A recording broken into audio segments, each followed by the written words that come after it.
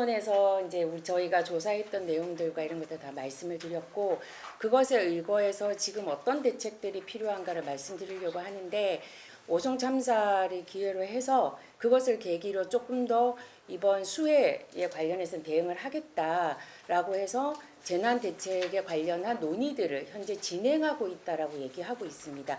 그리고 청주시에서는 직원들을 모아놓고 안전정책과 직원들을 모아놓고 행동 매뉴얼에 관련하여 다시 교육을 하고 있다라고 하는 기사도 나오고 있고, 그리고 충북도에서는 몇 가지 우리가 이것에 관련한 재난에 대한 대책을 좀 더 강화하겠다라고 하는 이야기들을 하고 있지만, 실질적으로는 어떤 것 때문에 지금의 참사가 발생했는가에 대해서 정확하게 규명하지 않은 채 여러 가지 낼 수 있는 여러 대책들, 눈에 보일 수 있는 이야기들을 하고 있는 것은 아닌가라고 하는 판단들을 하고 있습니다. 그래서 저희가 현재 뭐 전체적인 재발 방지책을 모두 다 내놓을 수는 없지만 굵직하게 12가지 정도의 이야기를 드리고자 합니다. 재해 위험에 대해서 좀 더 파악하는 것이 지금 시점에서는 새롭게 필요하다고 생각합니다. 이제 미호강 주변에 있는 미호청교가 넘칠 수도 있고, 그 근처에 있는 지하차도임에도 불구하고 그 궁평 이 지하차도가 재해에 관련해서, 재난에 관련해서 취약 지역이거나 위험 지역이거나 이런 것들로 정확하게 규정되어 있지 않다라고 하는 것. 그래서 등급을 매겨서 그 등급 속에서는 위험의 순서에서 뒤로 밀리게 된 것들. 그래서 지금 시기 우리는 기후 위기 시대에 살고 있으면서 지금 우리가 파악해야 되는 어떤 위험들은 이전과 다를 수 있습니다. 그래서 여름철, 겨울철에 주로 저희가 재해에 관련한 위험들을 파악하는데, 그것에 관련해서 조금 더 전면 재검토가 필요하다라고 판단하고 있고요. 그리고 그렇게 검토한 정보들이 기초 단위 기관별로 사전에 공유되는 것이 필요하다고 봅니다. 특정 부서는 받지 못했기 때문에 모른다라고 하는 이런 일들이 반복되어서는 안 된다라는 것이고요. 두 번째는 여러 가지 계획과 매뉴얼들이 지금 다 존재하고 있습니다. 앞에서 이야기한 것처럼 수없이 많은 매뉴얼이 있습니다. 표준 매뉴얼, 실무 매뉴얼, 행동 매뉴얼까지. 그리고 정부가 내놓은 피해자 관련하여 공무원들이 알아야 될 안내서까지 다 나와 있습니다. 그 매뉴얼들이 대부분 다 현실과 괴리되어 있습니다. 그러다 보니 실무자의 책임에만 초점이 가 있고 이행했는가 안 했는가만 쳐다보게 되는 상황입니다. 그래서 예를 들면 금강홍수통제소에서도 계획홍수위 전달을 흥덕구청에만 했다라고 하는 것이 문제인데, 이런 과정들에 대해서 정확하게 그러면 어떤 절차를 통해서 어디까지 어떻게 해야 되는가가 정확히 규정되어 있지 않습니다. 일정하게 모호한 표현에 의해서 그것을 이행하는 실무자가 각자 개별로 판단하여 책임지게 되는 방식으로 되어 있습니다. 전반적으로 실행 과정들도 분산되어 있고, 그리고 피해자들에게 이제 이야기되어야 할, 제공되어야 할 여러 지원 제도에 대해서 정확하게 알고 있지도 못합니다. 법적으로도 재난안전법, 의료보험에 의해서 수재민에 관련하여 조례에 대해서 재난구호법 여러 가지가 중첩되어 있는데, 이런 것들이 전체적으로 다 연계되어 있지 못한 상황입니다. 그리고 그 과정에서 가장 큰 문제는 단체장들이 자신들이 어떤 임무를 가지고 있고, 그리고 그 임무를 가지기 때문에 어떤 권한을 가지고 있는가에 대한 인식이 부족하고 여전히 본인들의 책임이 아니라고만 이야기하고 있습니다. 그러다 보니 계속 참사가 발생하면 발생한 참사에 대한 대책들만 나오게 됩니다. 작년에 반지하 침수가 있으면 한동안은 반지하 주택에 관련한 이야기들만 지속되고 있는 상황입니다. 그래서 저희는 좀 더 매뉴얼들이 구체화되어야 한다. 그래서 매뉴얼에는 기준이 정해지고 그 기준에 따라서 상황에 따라 담당자들이 적용할 수 있는 융통성을 발휘할 수 있어야 한다. 그러기 위해서는 그 담당 업무에 대해서 사전 교육이 필요하고 그만큼의 인원이 배치되어야 하고, 또 그들에게는 권한이 주어져야 한다. 그리고 이렇게 진행되는 것에 대해서 일정하게 공무원 평가 제도라고 하는 것 때문에 실제 책임을 어떻게 하면 면할 수 있는가를 기준으로 자꾸 판단하지 않도록 만드는 것이 필요하다고 생각합니다. 그래서 매뉴얼에서는 좀 더 체계적 행정들을 담아내는 것과, 앞에 피해자 문제도 이야기하셨지만 피해자들에 대한 기본적인 존중이나 인권, 권리에 대한 지점들이 매뉴얼에는 전부 다 빠져 있는 상태입니다. 그런 매뉴얼들이 좀 보충되어야 한다 라고 판단하고 있습니다. 세 번째는 재난대응 훈련을 정기적으로 하고 있습니다. 그러나 재난대응 훈련이 실효성이 없다라고 판단하고 있습니다. 이 재난대응 훈련을 한다라고 하는 것은 우리가 개별적으로도 뭐 급할 때 무슨 훈련들을 다 대피훈련, 뭐 지진 대피 훈련 이런 것들을 다 하고 있는데요. 지자체 내부 부서 간에도 그리고 지자체와 유관 기관 간에도 중앙정부와 지자체 간에도 이 협업 체계를 실험해 보는 것이 이 재난 대응 훈련임에도 불구하고 실질적으로는 지금의 재난 대응 훈련은 그렇게 되고 있지 못합니다. 시간이 굉장히 촉박하거나 주어진 시나리오에 따라서 진행하고 있거나 그래서 재난 대응 훈련이 조금 더 현실화되어야 한다라고 하는 판단을 하고 있습니다. 그것을 통해서 구체적으로 가져와야 될 효과는 각각의 협업 체계가 어떻게 현실화할 수 있는가를 시뮬레이션 해보는 것이어야 한다라고 판단하고 있습니다. 네 번째는 지자체의 역량과 그리고 재난관리 조직 체계의 문제입니다. 제도가 굉장히 많다고 말씀드렸습니다. 그 제도라도 제대로 준수했다라면 이렇게까지 됐을까? 그래서 어떻게 하면 이 제도를 제대로 준수하게 할 것인가?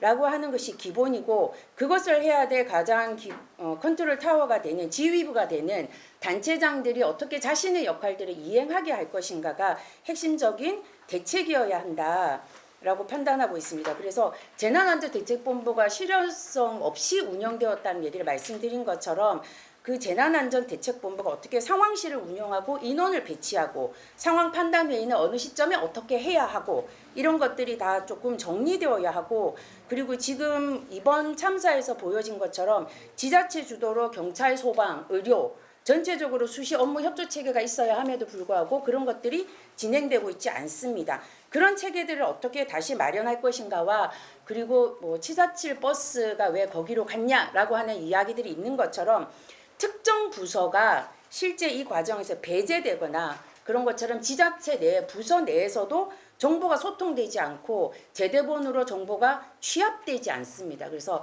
정보가 취합되지 않다 보니 전체적 판단이 되지 않는 그래서 재난관리 조직 체계를 좀 개선하고 정비하는 것들이 필요하고 그 과정에서 조금 안전 역량을 가진 전문 역량들을 적극적으로 배치하는 과정들이 이제는 필요하다. 양적으로 몇 명을 더 늘리느냐가 아니라 그런 것들을 좀 고려했으면 좋겠다라는 것이고요.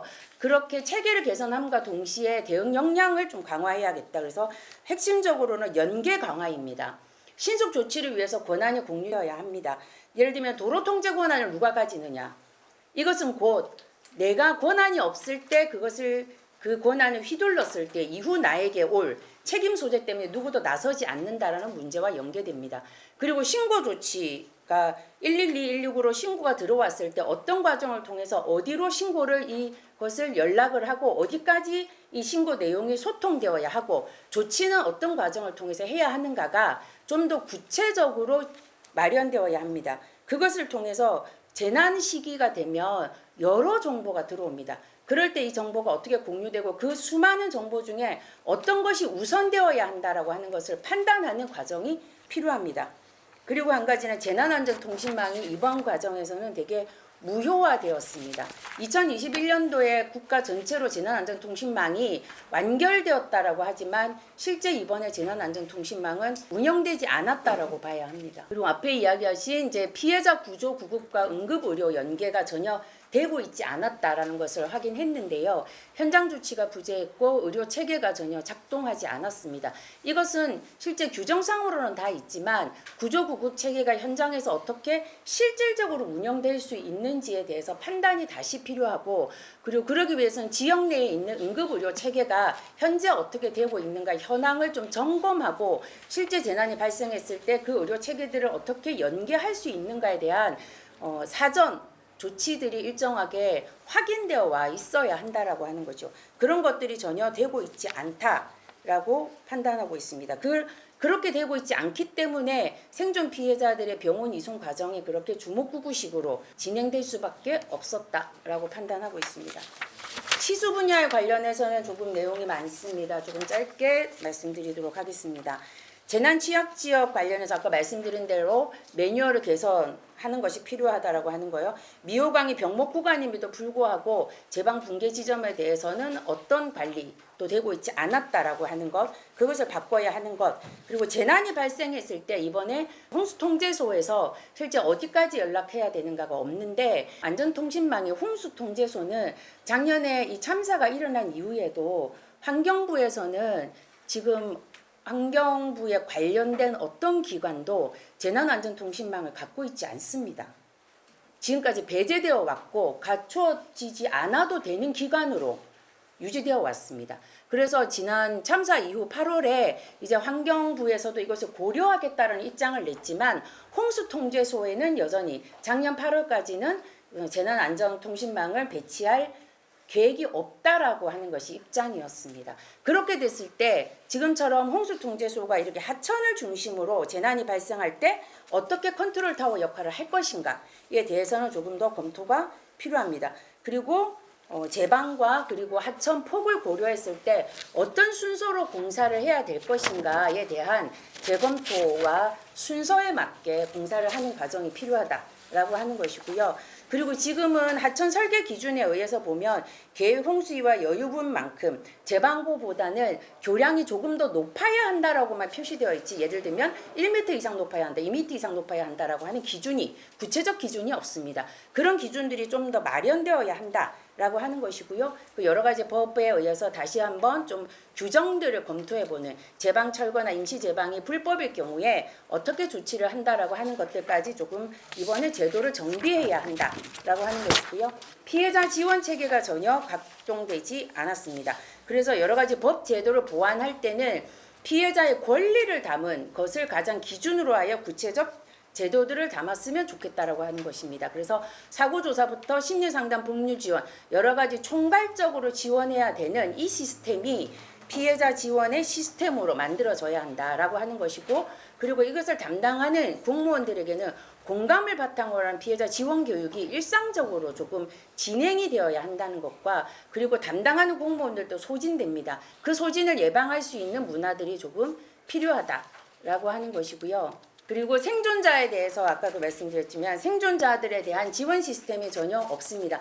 피해자라고 하는 범주로 들어가 있지만 어떤 지원 시스템과 지원의 내용이 전혀 마련되고 있지 않다. 특히나 트라우마에 대한 인식이 굉장히 부족하다. 그런 것들을 조금 제도를 개선해야 한다라고 하는 것이고요. 다각적인 협력 지원 체계가 마련되어야 합니다.